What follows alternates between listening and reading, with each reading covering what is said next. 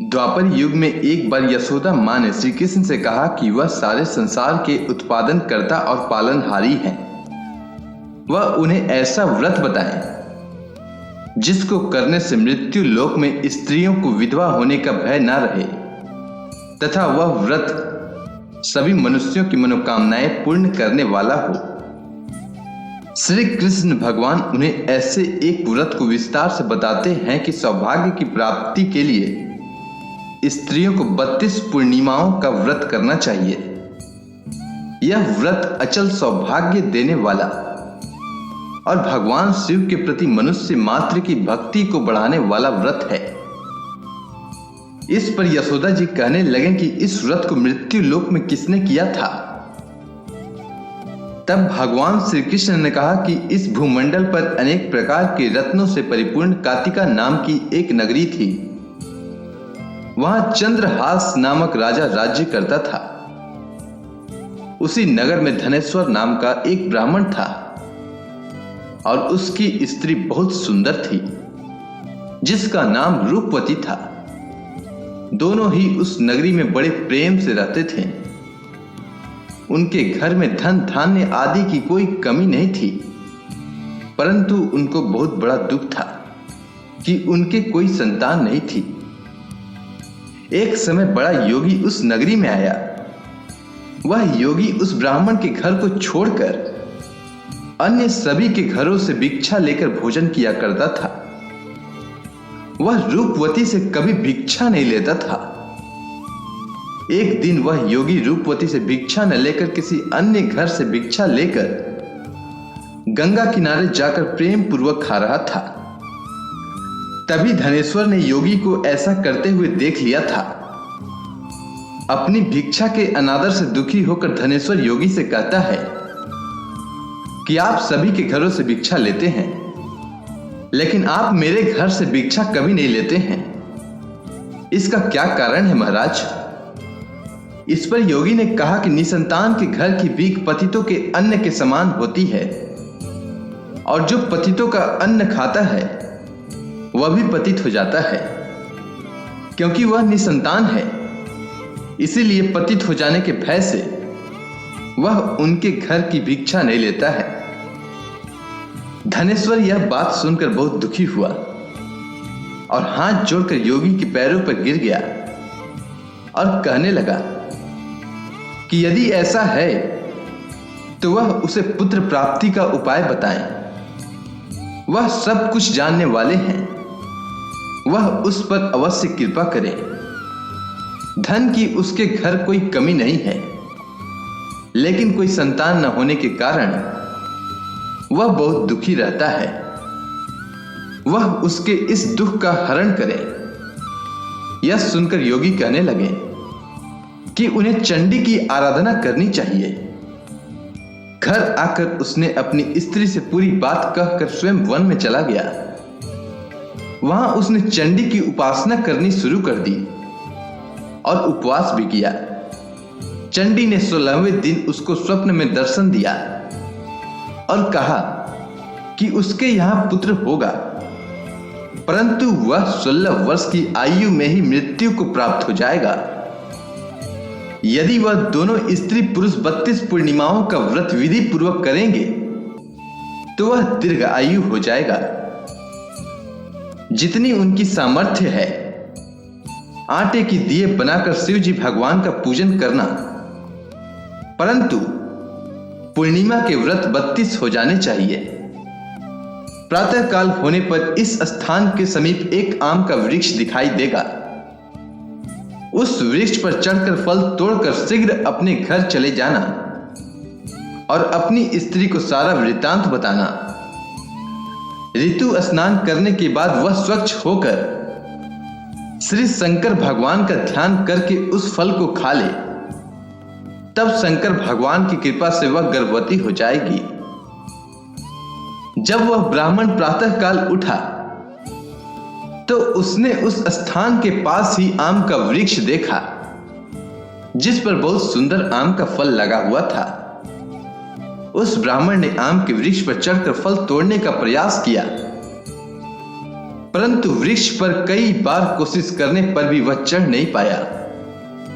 तब उस ब्राह्मण को बहुत चिंता हुई और वह विघ्नहर्ता श्री गणेश भगवान जी की वंदना करने लगा। गणेश जी की प्रार्थना करने पर उनकी कृपा से धनेश्वर वृक्ष पर चढ़ गया और उसने सुंदर आम के फल को तोड़ लिया।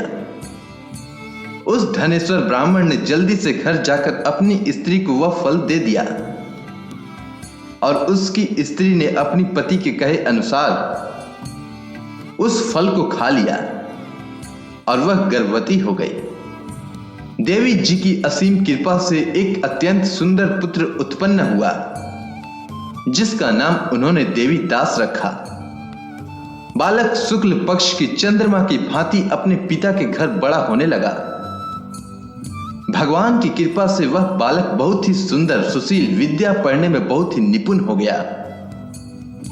दुर्गा जी की आज्ञानुसार उसकी माता ने 32 पूर्णमासी का व्रत रखना आरंभ कर दिया, जिससे उसका पुत्र बड़ी आयु वाला हो जाए। 16वां वर्ष लगते ही देवी दास के माता पिता को बहुत चिंता हो गई कि कहीं उनके पुत्र की इस वर्ष मृत्यु न हो जाए। उन्होंने अपने मन में विचार किया कि यदि यह दुर्घटना उनके सामने हो गई तो वह कैसे सहन करेंगे। इसीलिए उन्होंने देवी दास के मामा को बुलाया और कहा कि उनकी एक बहुत बड़ी इच्छा है। देवी दास 1 वर्ष तक काशी में जाकर विद्या का अध्ययन करे और उसको अकेला भी नहीं छोड़ना चाहिए। इसीलिए वह साथ चले जाएं और 1 वर्ष के बाद इसे वापस ले आना।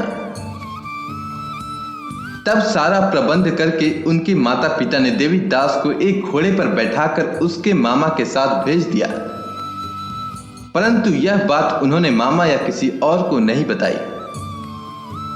धनेश्वर ने अपनी पत्नी के साथ माता भगवती के सामने मंगल कामना तथा दीर्घ आयु के लिए भगवती की आराधना और पूर्णमासियों का व्रत करना आरंभ कर दिया। इस प्रकार बराबर 32 पूर्णमासी के व्रत को उन्होंने पूरा किया। कुछ समय के बाद एक दिन वह दोनों मामा और भांजा रात बिताने के लिए एक गांव में ठहरे थे। वहां पर एक ब्राह्मण की सुंदर लड़की का विवाह होने वाला था। इसके बाद उस लड़की ने देवी दास के साथ विवाह करने की बात कही, लेकिन देवी दास अपनी आयु के बारे में बताता है और कहता है कि उसकी आयु बहुत कम है। लड़की ने कहा कि जो गति उनकी होगी वही उसकी होगी। इसके बाद देवी दास और उस लड़की का विवाह हो गया और दोनों ने भोजन किया। सुबह देवी दास ने अपनी पत्नी को 3 नगों से जड़ी हुई एक अंगूठी और रुमाल दिया और बोला, उसका मरण और जीवन देखने के लिए एक पुष्प वाटिका बना ले, और यह भी कहा कि जिस समय और जिस दिन उसका प्राणों का अंत होगा उस दिन यह फूल सूख जाएंगे, और जब यह फिर से हरे भरे हो जाएं तो जान लेना कि वह जीवित है। इसके बाद भगवान श्री कृष्ण माता यशोदा से कहते हैं कि इस प्रकार देवी दास काशी विद्या अध्ययन के लिए चला गया। जब कुछ समय बीत गया तो काल से प्रेरित होकर एक सर्प रात के समय उसको डसने के लिए वहां पर आया। उस विषधर के प्रभाव से उसके शयन का स्थान चारों ओर से विष की ज्वाला से विषैला हो गया, परंतु व्रत के प्रभाव से उसको काट नहीं पाया, क्योंकि पहले ही उसकी माता ने 32 पूर्णमासियों का व्रत कर रखा था। इसके बाद स्वयं काल वहां पर आया और उसके शरीर से प्राणों को निकालने की कोशिश करने लगा, जिससे वह मूर्छित होकर पृथ्वी पर गिर गया। तभी उसी समय माता पार्वती के साथ भगवान शंकर वहां पर आ गए। उसको बेहोश दशा में देखकर पार्वती जी ने भगवान शंकर से कहा कि इस बालक की माता ने पहले ही 32 पूर्णमासियों का व्रत पूरा किया है, इसीलिए वह उसे प्राण दान दें। इस प्रकार शिव जी ने उसको प्राण दान दिया। इस व्रत के प्रभाव से काल को भी पीछे हटना पड़ा। और देवी दास स्वस्थ होकर बैठ गया। उधर उसकी स्त्री उसके काल की प्रतीक्षा किया करती थी।